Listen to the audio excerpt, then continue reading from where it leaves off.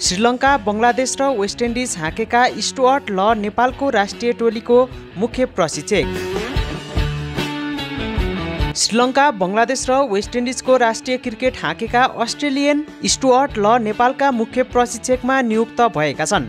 57 वर्षीय स्टुअर्टले अब नेपाली राष्ट्रिय टोलीलाई बलियो बनाउनेछन्। उनी 1996 क्रिकेट विश्वकपमा उपविजेताको रूपमा समाप्त भएको अस्ट्रेलियन टोलीको हिस्सा पनि रहेका थिए।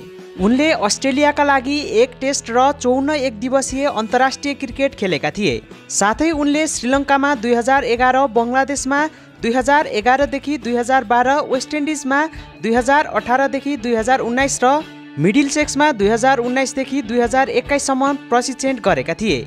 त्यस्तै 2004 सिजनको केही भागमा चोटपटकका कारण जबरजस्ती अनुपस्थित बाहेक स्टुअर्टले आफ्नो नयाँ टोलीको लागि रनहरू जम्मा गर्न जारी राखेका थिए। त्यस्तै 2003 मा 91 को असाधारण औसतमा 1820 स्कोर गरेर 2007 मा 1277 च्याम्पियनशिप रन बनाएपछि क्लबसँग नयाँ 1 वर्षको सम्झौता हस्ताक्षर गरेका थिए।